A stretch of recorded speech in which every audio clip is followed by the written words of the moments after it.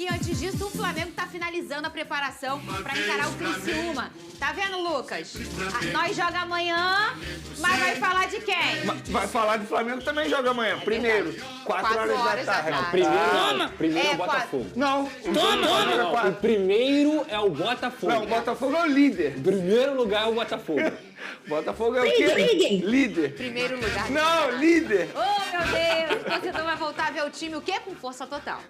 O Flamengo já sabe quem irá enfrentar pela Copa do Brasil e não terá vida fácil pela frente. O rubro-negro vai jogar contra o Palmeiras, decidindo fora de casa, além de ter uma partida após a competição nacional pelo Campeonato Brasileiro contra o Verdão. Serão 7 partidas entre o fim de julho e agosto que serão um desafio para o Flamengo. Entre elas, o duelo em La Paz contra o Bolívar pela Libertadores.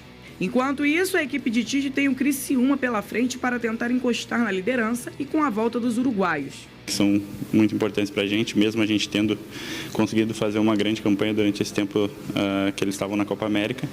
Agora é tentar vencer com a nossa força, mesmo não sendo no Maracanã, tenho certeza que lá vai estar lotado. Bruno Henrique segue fora, Alan está suspenso pelo 3º cartão amarelo e Gabigol segue treinando. Dos uruguaios devem começar jogando Arrascaeta e De La Cruz, mas Tite irá definir o time ainda nesta sexta-feira. O time ocupa a 3ª colocação na tabela, somando 31 pontos, e vai em busca de uma vitória fora de casa para seguir na briga. Muito bem, antes de falar do Flamengo, aliás, você tem escalação do time do Flamengo. Fica aí, o Vene já vai trazer. Tá aqui o aniversariante, Dudu. Quantos anos, Dudu, você tá fazendo? 12 anos. Tá fazendo o Dudu, que além de estudante, ele também é comunicador. Perfeito. Quando você vai abrir o seu canal no YouTube, Dudu? Ah, não sei, quando minha mãe deixar. Ué, ela não deixou ainda? Isso é um absurdo. Ô, tal de Isabelle Benito, cadê o Liberdade pro Dudu, liberdade pro Dudu. Caramba, e a gente tá precisando de gente falando Fluminense, Perfeito. não é isso? Boa. Dudu, olha só, eu te desejo um presente de aniversário, além de muita saúde, que é um menino muito especial pra todos nós. Que o seu Flusão saia dessa zona de rebaixamento. Amém, Jesus. Coisa linda, Dudu. Ó, fica aí um pouquinho, Dudu. Vene Casagrande, você tem a escalação desse Flamengo? O jogo é 4 horas amanhã, né? Jogo 4 horas da manhã, no Mané Garrincha, em Brasília. Flamengo treinou na manhã dessa sexta-feira e o Tite esboçou o mesmo time que a gente informou aqui ontem. Sem mudar nada, porque existia dúvida se de fato o Ayrton Lucas seria titular ou não. A gente debateu isso aqui ontem, mas ele não mudou nada. Rossi no gol, para a audiência aí que não viu ontem, a audiência rotativa, né? Rossi no gol, Wesley na lateral direita, Fabrício Bruno, Davi Luiz, Ayrton Lucas. O meio de campo, Pulgar, De La Cruz, Arrascaeta, Gerson. E a dupla de ataque, digamos, é o Everton Cebolinha, retornando depois de um mês longe dos gramados, e o Pedro centralizado, o Pedro vivendo um grande momento na carreira. Tava com saudade, ô, Vene? De quem? Da força máxima. Ah, eu tava com saudade da cavalaria. Acho que se o Flamengo fez bons jogos na ausência desses atletas, a gente fica na expectativa de ver um Flamengo ainda melhor. Acho que agora o Tite, entre aspas, não tem mais desculpa, porque de fato ele tem quase todo mundo à disposição dele. É a exceção aí de Bruno Henrique, lesionado, e o Alan suspenso. Mas se a gente parar e analisar, teoricamente os dois não vão fazer muita falta, porque ele está tendo o retorno de grandes atletas aí. O Everton Cebolinha, na minha opinião, é o titular absoluto na ponta esquerda. É o grande nome ao lado do Pedro da temporada com o Tite, né? Digamos que sim, tem o Gerson também. Verdade. Só que o Cebolinha ele vem rendendo desde a chegada do Tite no ano passado. Se a gente for parar e analisar, o rendimento dele é muito bom desde o ano passado. O Tite chegou, o Cebolinha mudou totalmente. Se tornou uma cebola roxa, né? Não é apenas uma cebolinha. Mas, enfim, voltou a jogar bons jogos com a camisa do Flamengo. O retorno dele é um reforço caseiro muito bom pro técnico Tite. Você sabe que são espécies diferentes, né? A cebolinha, ela não cresce. A cebolinha, na verdade, é a verdinha, né? Eu Mas falei a cebola roxa porque ela costuma ser mais cara no mercado. Ela é. A cebola pequenininha, quarta-feira é dia de feirinha na Rede Economia. Pode ir lá que ela fica mais barata. Fica a dica, né? Fica a dica. Daqui a pouco tem presente de aniversário pro Dudu. É o Thiago Silva ao vivo nesse telão aqui, hein? Agora, o Dudu, o Pedro que veio do seu Fluminense, que é, na verdade, hoje o maior artilheiro aí da temporada do Campeonato Brasileiro, do futebol brasileiro, a gente pode chamar assim, Dudu? Pra mim o Pedro é um cara que, tipo assim, ele é muito técnico, ele é o artilheiro do time mesmo sendo muito novo, ele tem cara de veterano que nem o Cano.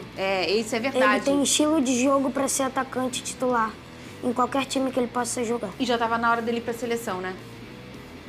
Não sei. Sério? Você acha que não? Não, pode ser, ele pode ir, mas também não pode. Mas com a fase da seleção, acho que ele tem uma vaga. Eu acho também, Pedrosa, porque olha só, que 9 maravilhoso a gente tem hoje. Porque eu gosto de 9. Eu gosto do atacante, o centroavante. Eu gosto de ter esse personagem. Sim. E quem é hoje que poderia fazer isso na seleção? Quem teoricamente foi na Copa América foi o Evanilson, né? Que era um jogador do Fluminense, tá brilhando lá no Porto, é um grande jogador, mas são características bem diferentes em relação ao Pedro. Eu acho que o Dorival talvez tenha se arrependido de não ter levado um jogador como o Pedro pela bola aérea, pela forma que ele faz o pivô, pela inteligência do Pedro, porque ele não é só um cara que faz gol, mas também consegue enxergar muito bem seus companheiros. Eu vejo o Pedro tendo uma vaga nessa seleção. Mas, claro, como um reserva imediato, como uma possibilidade de jogo, porque tem outros jogadores acima dele. Ô, Vene Casagrande, e a sua expectativa para esse jogo de amanhã? Porque a gente está falando de um retorno e cria uma expectativa muito grande no coração do torcedor.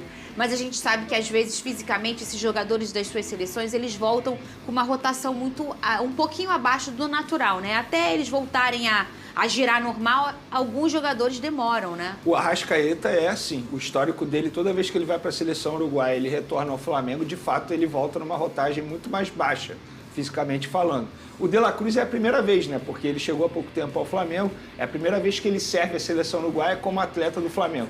Mas se a gente for parar e analisar o histórico do De La Cruz, eu acredito que não seja nenhum problema. Fica a dúvida em relação ao Vinha, que teve um problema físico durante a Copa América. Mas aí é um trabalho que o Flamengo tem que fazer para, entre aspas, recuperar a parte física desse atleta. E o Varela eu acho que não tem grandes problemas, porque ele pouco atuou na Copa América, não foi muito utilizado pelo técnico Marcelo Bielsa. Mas a expectativa em relação ao rendimento do Flamengo é muito boa. E de fato eu estou nessa expectativa, porque se a gente viu um Flamengo muito bem na ausência desses atletas, eu acho que a tendência é melhorar. Tudo bem, eu acho que o estilo de jogo vai mudar também, porque são características diferentes. Por exemplo, quando o Léo Ortiz estava atuando, é característica totalmente diferente do De La Cruz. O De La Cruz é um jogador box-to-box, vai à área, vai até a outra área. O Arrascaeta, querendo ou não, ele, fisicamente falando, ele não tem uma intensidade como tem o Lohan, por exemplo, quando o Lohan estava atuando na vaga dele. Então são características diferentes, mas isso não faz com que o Flamengo caia de nível. Pelo contrário, eu acho que se a gente for parar e analisar individualmente falando, o Flamengo cresce de nível agora. Então acho que o futebol apresentado pode ser bom. Vamos analisar os confrontos da Copa do Brasil. Eles foram sorteados e definidos ontem. O Flamengo vai encarar o Palmeiras, Vene Casagrande. Ele tá um mês avisando que ele tava com medo do time verde.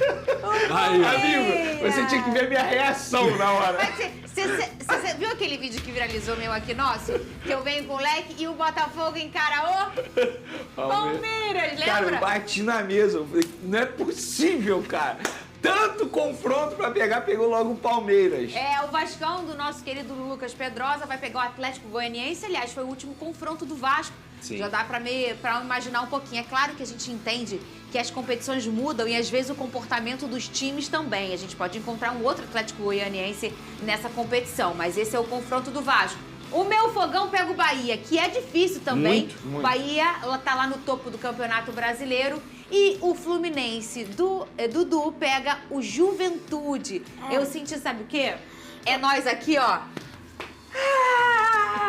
Meu Deus! E os homens ali, ó. E não, tem um Pé no detalhe. chão e humildade, Não, Dudu. mas O Botafogo vai decidir fora de casa também, né? Eu não vi. Fora de casa. Fora, o Flamengo cadê? também Vamos ver aqui decide o fora de primeiro casa. Confronto. O que é pior ainda.